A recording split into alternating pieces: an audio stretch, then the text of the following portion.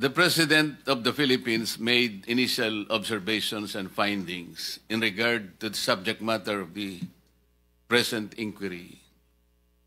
The amount of some 100 billion pesos, or 18% of the entire 545 billion budget for flood control projects between July 2022 to May 2025 was awarded to only 15 out of 2,409 accredited contractors in the country. Question: is this statement of the President fair?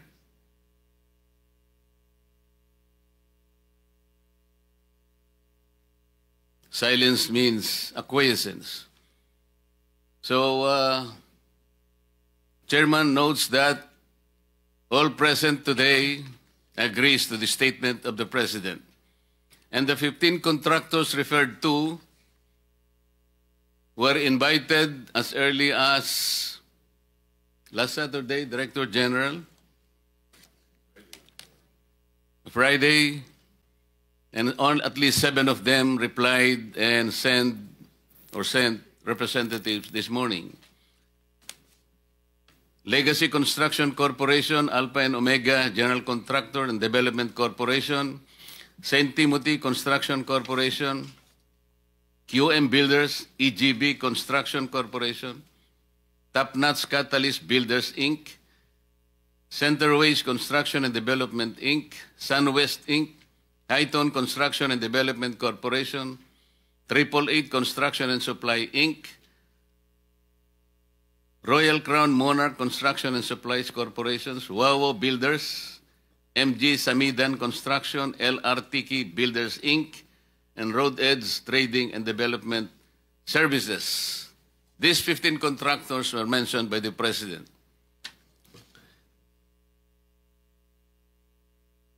The President also noted that 5 of these 15 contractors have projects in almost all regions nationwide.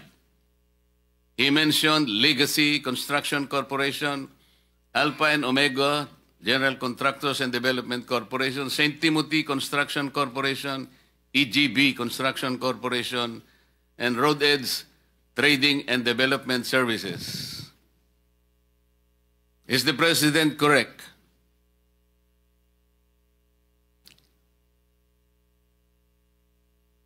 Your silence is also acquiescence. So the President fairly reported this accurately. Wala pong problema so far? The President also noted that there appears a mismatch between the most flood-prone areas based on National Adaptation Plan of the Philippines 2023-2025. Kasi yung mga flood-prone areas nasa ating National Adaptation Plan of the Philippines. Ito po yung mga probinsya ng Pampanga, Nueva Ecija, Pangasinan, Tarlac, Bulacan, Metro Manila, Maguindanao, North Cotabato, Oriental Mindoro, and Ilocos Norte. These are the flood-prone areas. As opposed to the top 10 provinces awarded with the highest number of flood control projects by the DPWH. Bulacan, 668 flood control projects. Cebu, 414. Isabela, 341. Pangasinan, 313. Pampanga, 292. Albay, 273. Leyte, 262, Tarlac, 258, Camarines Sur, 252, Ilocos Norte, 224 flood control projects. This shows that only 4 among those considered flood-prone areas ang nandito pong nabigyan ng kaukulang mga projects. The rest ay wala po sa flood-prone areas. This is the initial observation of the President. Is his observation fair enough to you? Meron po bang gustong kumontra sa observation ng President?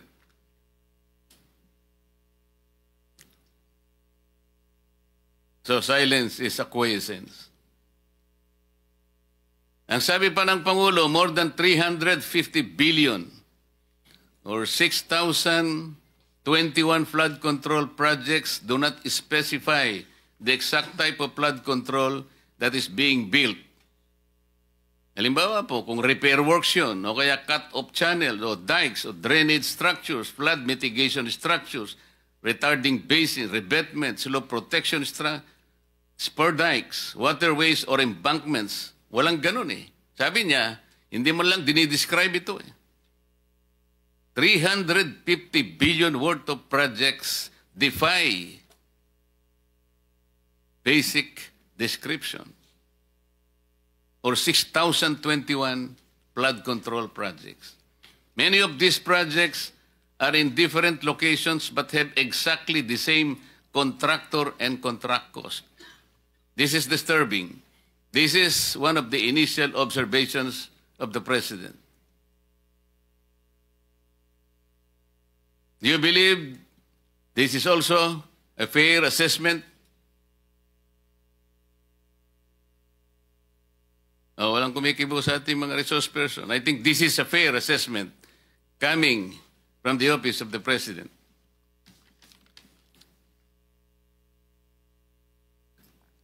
Meron pong ginawang actual na inspection ang Pangulo. In Kalumpit, Bulacan. Lumabas po ito sa mga dyaryo. Initial inspection showed the dike appeared to have not followed the right specifications, sabi po dun sa dyaryo, of materials, and also appeared to have gaps in the dike that made it incomplete. Nagpakuha po ng scuba divers ang Presidente. This is what they call tactile inspection. Nakita po nila doon ang... Ito po nakalagay. Scuba divers were dispatched to assess the flood control project. They reported that the concrete underwater was of varying thickness and was shaddily built. The divers also reported the steel reinforcement were not driven into the river, so water is still flowed underneath. Let us break that down. Ang ibig pong sabihin nito, kahit kami po hindi naman inhinyero, karaniwang po sa inyo lahat ngayon ay engineer. Hindi po nasunod yung specification. Dito lamang po lumilitaw yung mga tinatawag na seat piles. Hindi po ibinaon sa tamang lalim. Ano pong ibig sabihin nun? Karaniwan po, and I think you will all agree, 6 meters po yung seat piles eh. Talaga pong pipiliting ibaon yun. Yung 5 na metro ibabaon mo, maring ang lilitaw na lamang na nakikita mo is 1 meter. What is the significance of that? Kasi kinakailangan ma-address mo yung scouring ng river. Pag hindi umabot, ando sa punto na yung cascading waters will be gradually eroding the soil, ang lalabas nun, nakabitin na yung inyong nakabitin na yung seat piles na kunwari ibinaon nyo ng 5 meters. Ano mangyayari kung nakikita na po yun? Babagsak po talaga yung slope protection na inilagay ninyo. Ito yung kaawa-awang kalagayan nito eh. Nakita pa po yung Upon tactile inspection, the drivers found that the beam was no longer connected to the seat pile support. Yung beam na sinasabi niya, this is the apron. Tama po ba yun? The apron is the basic structure that will hold the seat piles. Kung wala po yung apron na yun, na magkukonect dun sa slope, walang integrity yung project na ito. Babagsak at babagsak ito. Mamaya po meron kaming ipakikita sa inyo kung bakit ganito kalala ang problema ng ating bansa.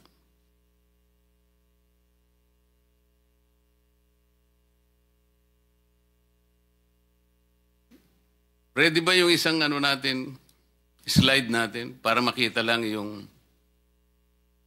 Ikaroon tayo po ng idea kung ano yung revetment. Ito kasing binisita po ng Pangulo, embankment po ito, diki po ito eh. Yung embankment po, pangkaraniwan pagka diki, ginagamit din kahit na mga tricycle lang, mga motor nakakadaan. Pero dapat merong slope protection yun eh. Pagka yung embankment lang, pagkatapos yung binaon yung bakal, wala pa rin, magigiba yun. Ready po ba tayo doon sa isang slide para magkaroon? Ayan po. Ano po yung tawag dyan, Secretary Bunuan? Di ba revetment yan? Revetment, Your Honor. Ayan po, ang kaawa-awang kalagayan ng revetment, meron pa pong nota dyan sa nagbigay sa akin. 80% lupa, 15% semento, plus 5% bakal equals pera. Ano po dapat yung reinforcing bars nitong revetment na ito? Kasi po wala eh. Kahit na po siguro kawayan lang, wala yan eh. Tingnan po ninyo. Wala pa po tubig ito. This is supposed to be, siguro medyo river po ito eh. Tatagal po ba ito, Secretary? Itong ganito? Hindi siguro, Your Honor. I think this is a failure of the structure in itself. So, dapat wala nang siguro. Tsakin mo. Tatagal ba ito? Hindi po. Alam po nyo kung saan ito? Kayang-kaya naman po ninyong ma-identify. Nasaan po yung mga district engineers nyo? Para wag na po sabihin kung kanino galing yan. Kasi malalaman din po natin yun eh. Why do you think the contractor of this project adopted this kind of anomalous activity? Marami pong ibig sabihin yan eh. Meron tayong kasabihan, Chair Erwin, the picture paints 1,000 words. Dito po, hindi words, perang nakalagay. 80% lupa plus 15% semento, 5 plus 5% pera, 5%. 5% bakal, ano daw, Chairman? 5% bakal. Oo nga, equals?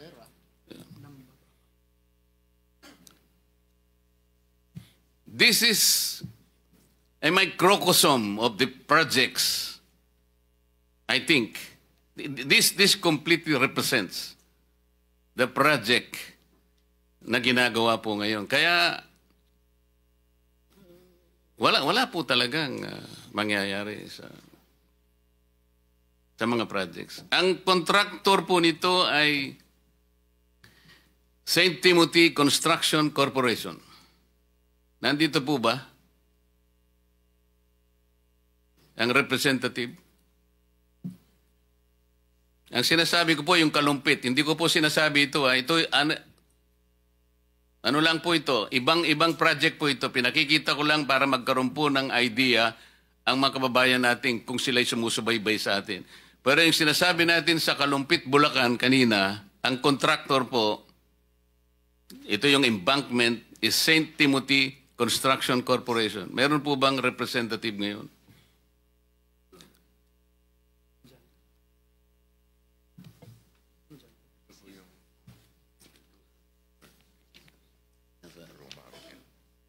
Ito? Roma Angeline? The representative is one Miss Maria Roma Angeline Rimando. Nandyan po ba kayo, Madam?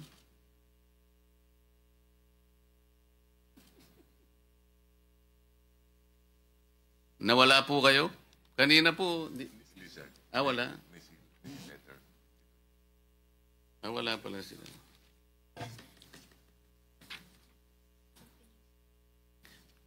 Before we continue, let me acknowledge the presence of Senator Joel, our Majority Leader. Thank you.